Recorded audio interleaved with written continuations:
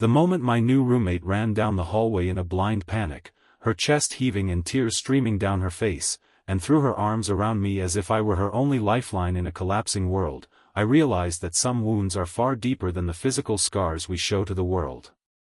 Before we dive into this deeply moving journey, if you believe in kindness, forgiveness, hope, and second chances, please take a quick second to like this video, leave a thoughtful comment, share this story with a friend, and subscribe to our channel to join our growing family of compassionate hearts.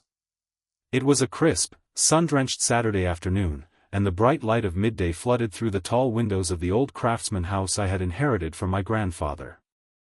My name is Julian, a quiet woodworker who spent most of his days restoring antique furniture in the sunlit workshop at the back of the house. For years, I had lived a solitary existence, keeping my distance from people after losing my younger sister in a tragic accident that left me guarded and hesitant to open up to anyone. To help offset the rising taxes on the property and bring a bit of life into the quiet rooms, I decided to rent out the spare upstairs bedroom.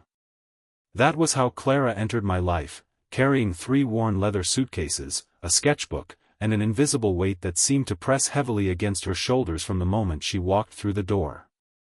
Clara was a soft-spoken freelance illustrator who kept almost entirely to herself during her first 2 weeks in the house.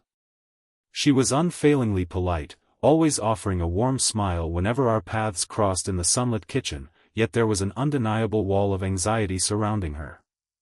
I noticed how she would flinch slightly at the sound of a heavy door shutting, or how her eyes would scan the exits whenever she entered a room, as if constantly preparing for an unseen threat. Respecting her privacy, I kept my distance, content to let us exist as pleasant strangers who shared a roof under the afternoon sun. That peaceful routine shattered on a warm Tuesday morning, just after the noon sun reached its peak. I was in the dining room near the main hallway, carefully applying a fresh coat of lacquer to an antique oak table, when a heavy ceramic wall vase near the top of the stairwell suddenly snapped from its mounting bracket and crashed onto the wooden floorboards with a violent, booming thud. The sound echoed loudly through the high-ceilinged house, followed immediately by the sharp shatter of breaking pottery. Before I could even step toward the stairs to clean up the mess, I heard rapid, frantic footsteps coming from Clara's bedroom upstairs. The door flew open, and within seconds, Clara came flying down the staircase, her face completely drained of color, her eyes wide with unadulterated terror.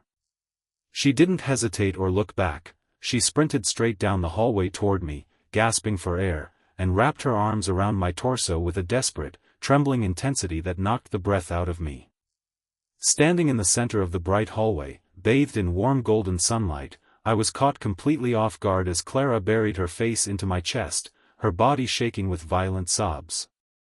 Instinct took over, pushing aside my usual awkwardness, and I wrapped my arms securely around her shoulders, holding her steady against the tide of her panic. I spoke to her in a calm, soft voice, repeating gently that she was safe, that nothing bad was happening, and that it was only a fallen vase on the floor. For several long minutes, we stood together in the sunlit corridor as her frantic breaths slowly began to even out, the warmth of the afternoon light beaming down on us like a silent promise of security. When the terror finally receded enough for Clara to realize where she was, she slowly lifted her head, her cheeks flushed with embarrassment as she stepped back and wiped the tears from her face. I led her over to the kitchen table, pouring her a glass of cool water while the midday sun shone warmly through the window panes. Sitting across from each other, the lingering awkwardness gave way to a moment of profound, raw honesty. Clara looked down at her hands and confessed that for years she had lived in an emotionally volatile environment where sudden, violent noises were always followed by anger and harm. Even though she had gathered the courage to pack her life into 3 suitcases and leave that past behind, her body still remembered the fear, reacting automatically whenever the silence was broken by a crash. Listening to her speak under the clear light of day, something shifted inside me. The walls I had spent years building around my own heart began to crumble as I saw my own unspoken grief reflected in her vulnerability. I found myself sharing things I hadn't told anyone in years, how the quiet in the house had become a cage after my sister passed away, and how I had isolated myself because I was terrified of opening up to anyone only to experience pain again. In that sunlit kitchen, two people who had been hiding behind their respective fears finally saw each other clearly, realizing that neither of them had to carry their burdens alone anymore. In the weeks that followed that afternoon, the atmosphere in the house transformed completely. The tension that had once lingered in the hallways dissolved into a genuine, heartwarming companionship.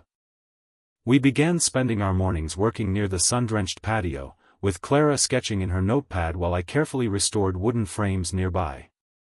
Clara's confidence began to bloom in the safe environment we created together, and for the first time in years, I felt a deep sense of purpose that extended beyond my workshop.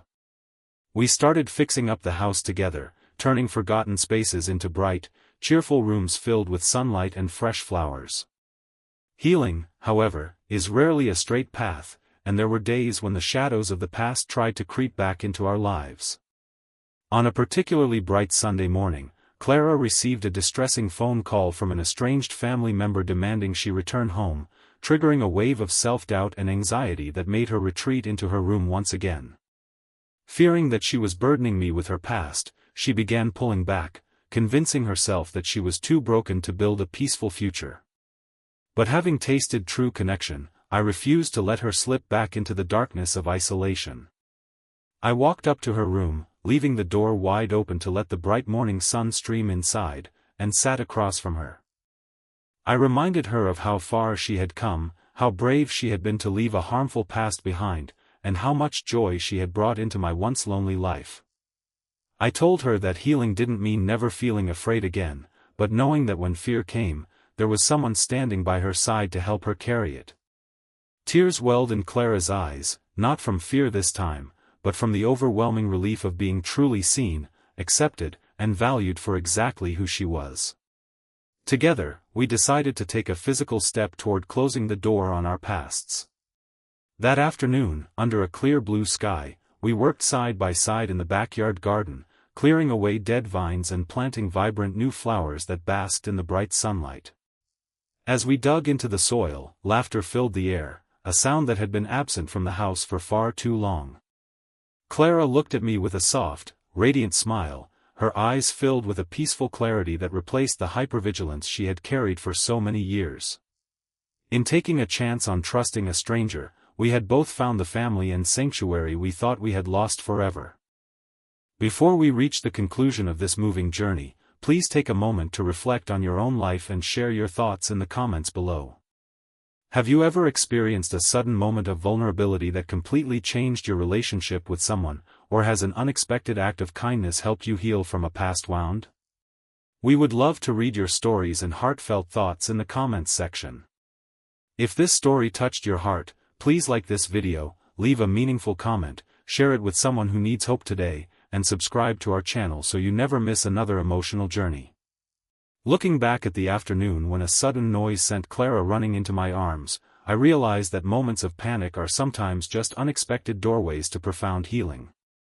What started as a terrifying instant of lingering trauma became the spark that lit two lives, proving that no matter how dark or frightening our pasts may have been, the light of human compassion can always restore our faith in tomorrow and give us the second chance we truly deserve.